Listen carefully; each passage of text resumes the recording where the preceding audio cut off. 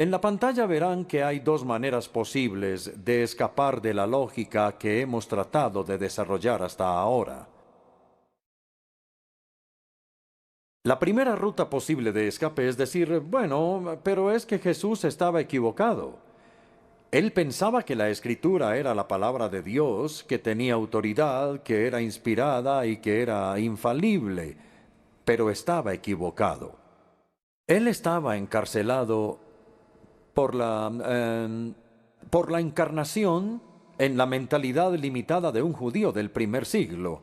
Entonces, claro que creía en la autoridad de la Escritura. Todos los judíos contemporáneos creían en la autoridad de la Escritura, pero como ellos, él estaba equivocado.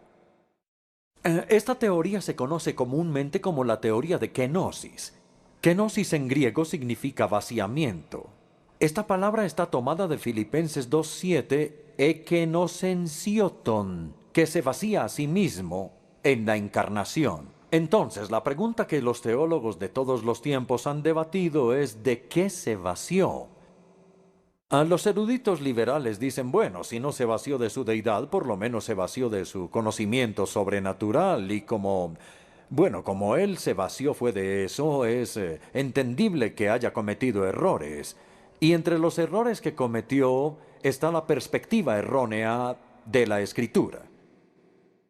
Ahora pensemos cuidadosamente en esto. Es verdad, hasta donde podemos decir, que durante su vida en la tierra Jesús no era omnisciente. Por lo menos hacía preguntas, lo que sugiere que él no sabía la respuesta. De otra manera no habría tenido mucho sentido hacer preguntas como ¿cuál es tu nombre? Pero lo más importante es que él específicamente dijo que no sabía la fecha de su venida. Él dijo que los ángeles no sabían, que los seres humanos no sabían y que él no sabía, que solo el Padre sabía cuándo él regresaría. Entonces, lo que es notable sobre la declaración de Jesús es que él sabía lo que no sabía. Él no era ignorante de su ignorancia. Así que como sabía los límites de su conocimiento, él permaneció dentro de ellos y no se salió de ellos. Él enseñó solo lo que su padre le dijo que enseñara y por consiguiente no cometió errores. Aunque yo no pienso que él era omnisciente, sí era inerrante. Y entonces su enseñanza sobre el Antiguo Testamento no tenía errores, y eso era verdad. De modo que esa es la primera ruta posible de escape, que es decir que él estaba equivocado debido a la kenosis. Ahora la segunda. La segunda ruta posible de escape es decir que él fingió que creía en la autoridad de la Escritura, pero en realidad no creía. Él sabía perfectamente bien que la Escritura no era infalible, pero como sus contemporáneos creían que sí lo eran, y como él no quería, digamos, molestarlos en exceso, entonces él continuó con su error y fingió que él también lo creía. Esta es la teoría de la acomodación porque él deliberadamente se acomodó a su perspectiva, aunque él sabía que estaba errada. Pero esta teoría, como espero que ustedes estén de acuerdo conmigo, es intolerable. Atribuirle a Jesucristo el engaño consciente es una calumnia a su propia integridad. Además, Jesús nunca dudó en estar en desacuerdo con sus contemporáneos. Cuando estaba en desacuerdo con ellos, nunca dudó en decirlo públicamente, que él criticó sus perspectivas sobre la tradición, sobre el día de reposo, sobre el ayuno, sobre la concepción política del Mesías. Entonces, si estuvo en desacuerdo con todas estas cosas, ¿por qué no iba a estar en desacuerdo con su perspectiva sobre la Escritura, si de verdad estaba en desacuerdo? Además, la teoría de la acomodación hace a Jesús culpable del pecado que él más detestaba, y es el pecado de la hipocresía, pretender creer lo que uno no cree. Vamos a recapitular sobre lo que hemos dicho hasta este momento. Hay dos intentos de ruta de escape y ambas declaran que la enseñanza de Jesús estaba errada. De acuerdo con la primera, el error de Jesús era involuntario, no podía evitarlo. Era porque él estaba encarcelado mentalidad de un judío del primer siglo. De acuerdo con la segunda, el error de Jesús era deliberado. Él decidió fingir que estaba de acuerdo cuando no lo estaba. De acuerdo con la primera, Jesús fue engañado. De acuerdo con la segunda, él era un engañador. Pero la teoría de kenosis y la de la acomodación deben ser rechazadas fuertemente. Desacreditan seriamente la honestidad, la integridad y la autoridad del Hijo de Dios. Y contra estas especulaciones difamatorias, decimos que Jesús sabía lo que decía, quería decir lo que decía, y era verdad. Así que nosotros también debemos creer y enseñar estas cosas. Ahora pasamos de la autoridad del Antiguo Testamento, el cual Cristo aprobó, a la autoridad del Nuevo Testamento, el cual Jesucristo dispuso.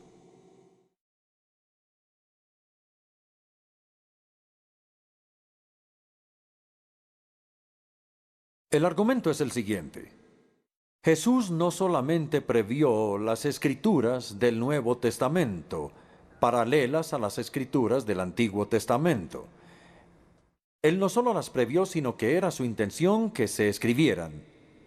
Y por la misma razón, hizo que se registraran y se interpretara lo que Dios estaba haciendo a través de Cristo. Entonces Él dispuso estas escrituras al nombrar y equipar a los apóstoles. Y la naturaleza y función de los apóstoles es realmente crucial para entender este argumento.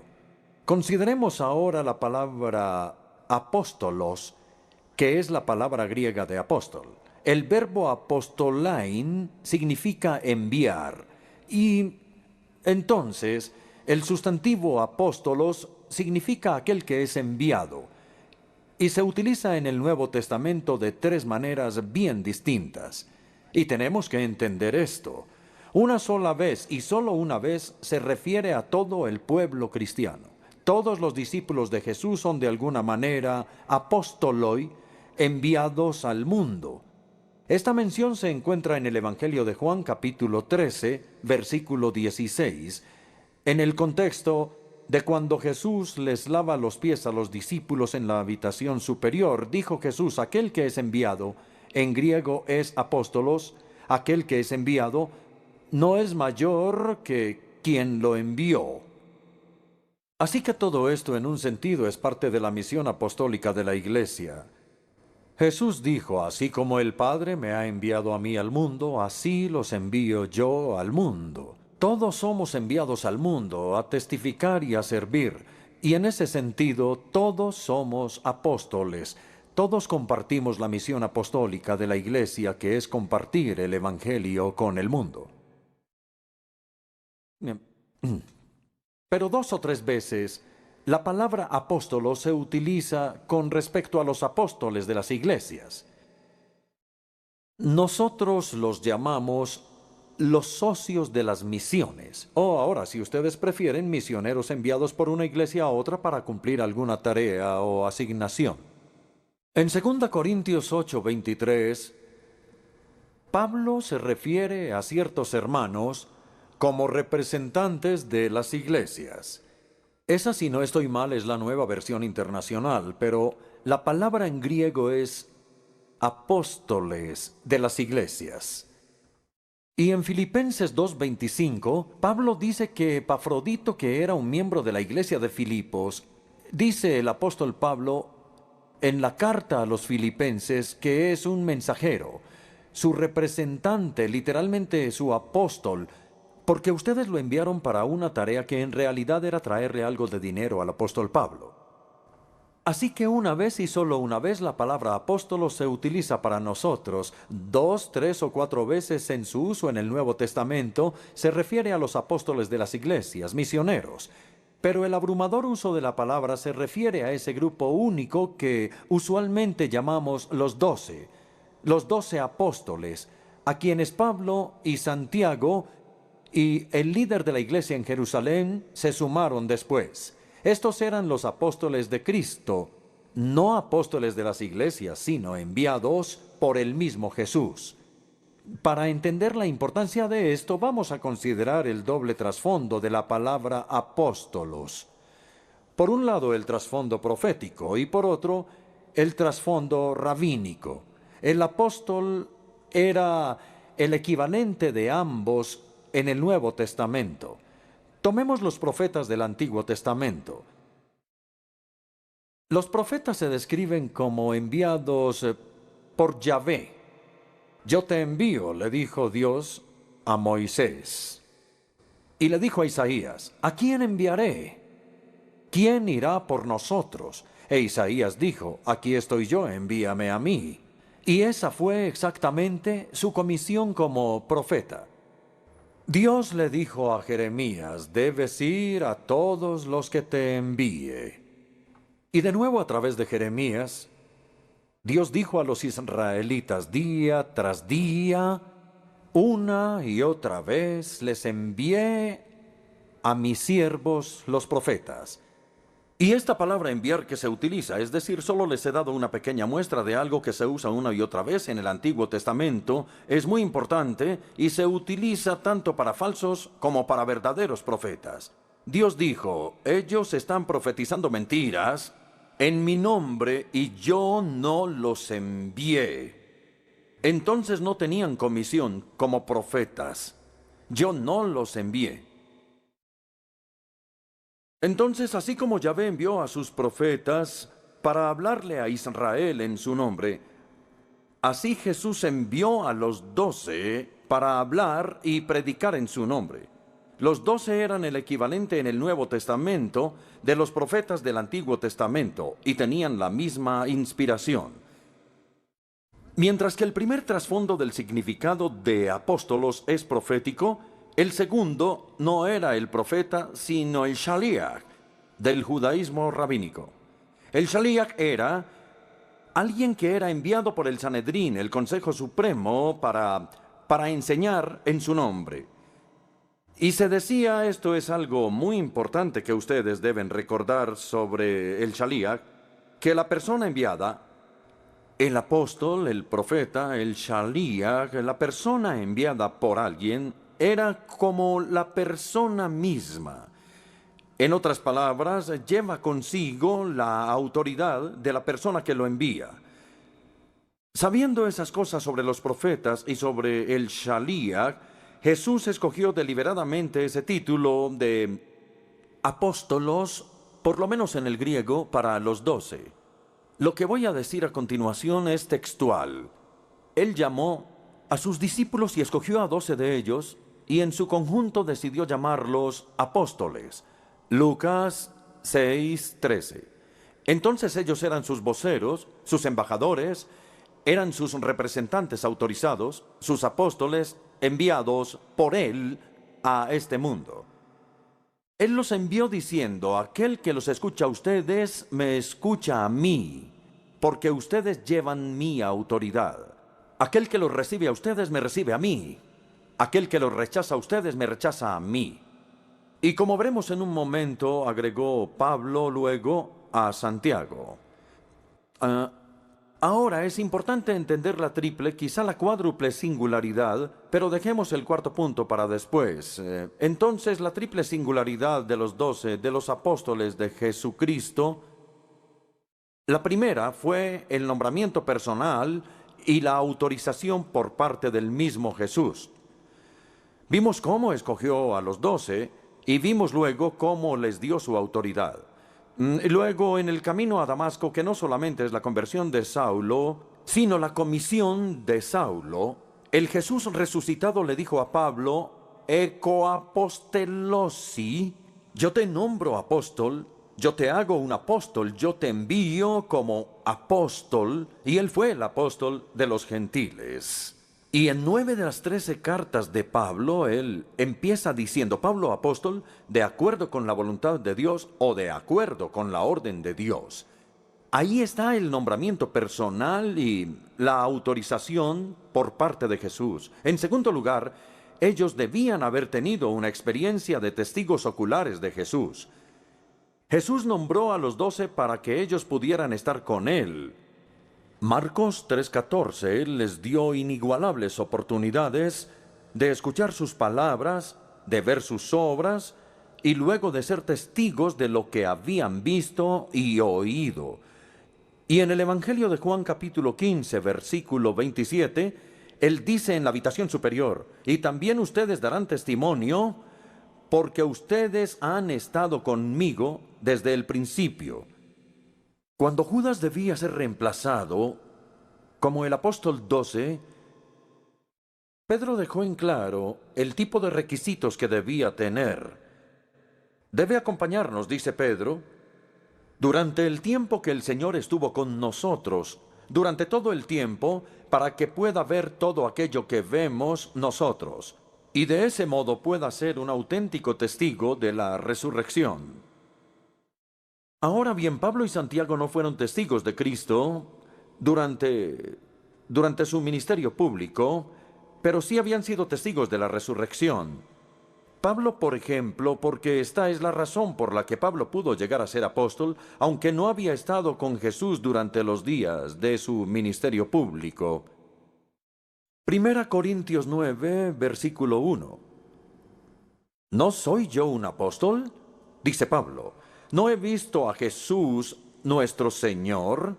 Y afirma que en el camino a Damasco se le concedió ver a Jesús resucitado, y después de haber visto a Jesucristo y de ser su testigo, podía ser un apóstol. Nuevamente en 1 Corintios 15, versículo 8 dice, y por último, hoy menciona una lista. Ustedes recuerdan de los apóstoles, y por último, se apareció ante mí, el más insignificante de los apóstoles. Entonces en ambos versículos relaciona directamente ser un apóstol y haber visto a Jesús. Y esa es la razón por la cual tenemos que tener el valor de decir que no hay apóstoles en la iglesia de hoy. Nadie, absolutamente nadie, tiene la autoridad del apóstol Pablo o del apóstol Pedro o del apóstol Juan. Por supuesto, hay obispos, hay arzobispos, hay superintendentes, plantadores de iglesias, hay misioneros, pero no son apóstoles, no debemos llamarlos apóstoles. Podríamos simplemente darles el adjetivo y decir que ellos tienen un ministerio apostólico. Pero yo les he dicho a veces a mis amigos carismáticos, ¿ustedes creen que hay alguien en la iglesia de hoy que tenga una autoridad comparable con la autoridad de Pablo, de Pedro y de Juan? Y por supuesto dicen, no, por supuesto que no. No hay nadie que tenga esa autoridad. Entonces los apóstoles, los 12, no tienen sucesores porque un requisito esencial para el apostolado era haber visto al Señor resucitado, haber sido testigos de su resurrección. Entonces Jesús los nombró y los autorizó, y entonces sí fueron ellos testigos de Jesús. Y en tercer lugar, tenían una inspiración extraordinaria por parte del Espíritu Santo. Ahora vamos al discurso en la habitación superior de la última noche de la vida de Jesús en la tierra. Y en esa ocasión, en la habitación superior, les dio dos promesas especiales que se aplican no a nosotros, sino a los apóstoles que estaban con él en la habitación superior. La primera promesa está en Juan 14, 26. Él les hará recordar todo lo que les he dicho. El pronombre él se refiere al Espíritu Santo, y les he dicho muchas cosas, y cuando Él venga les hará recordar lo que yo les he dicho. Es un ministerio que consiste en recordar.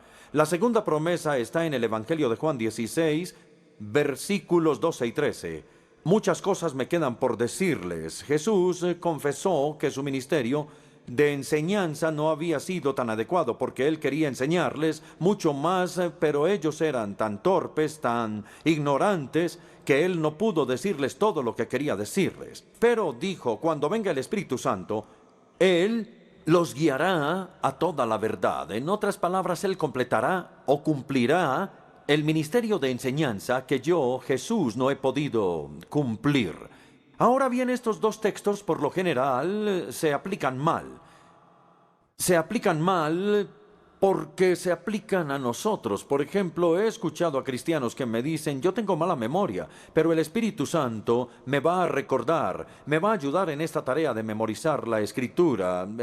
Bien, uno podría decir que es un significado secundario o terciario, pero no es de lo que Jesús estaba hablando en ese momento. Nuevamente, las personas toman la otra promesa que Él los va a guiar a la verdad. Entonces el Papa utiliza esta promesa regularmente, que el Espíritu Santo lo ha guiado a toda la verdad, incluso más allá de la Escritura. Algunos liberales enseñan lo mismo y comúnmente se malinterpreta la promesa, pero esas promesas se les hicieron a los apóstoles y no podemos cambiar los pronombres que aparecen en medio de las frases. ¿A quién se refieren esas dos promesas? Escuchen nuevamente. Aquí habla Jesús. Todo esto lo digo ahora, que estoy con ustedes. Pero el Espíritu Santo les enseñará todas las cosas que les he dicho. Muchas cosas me quedan aún por decirles, pero por ahora no podrán soportarlas. Pero cuando venga el Espíritu Santo los guiará. Creo que son más o menos 7 u 8 veces que se repite el pronombre los o les. Jesús en realidad les había dicho muchas cosas, pero ahora el Espíritu Santo les iba a recordar esas cosas que ellos habían aprendido. Y nuevamente el Espíritu Santo tenía mucho más que revelarles, pero ellos no podían soportarlo en ese momento, tenían que esperar a que el Espíritu viniera. El Espíritu complementaría o completaría lo que Jesús les había dicho. Entonces creo que tenemos estas dos promesas claras en nuestra mente. En la primera, el ministerio del Espíritu consiste en recordar, y en la segunda, el ministerio del Espíritu Santo consiste en completar o complementar. La primera promesa se cumplió en la escritura de los evangelios, y la segunda se cumplió en la escritura de las epístolas.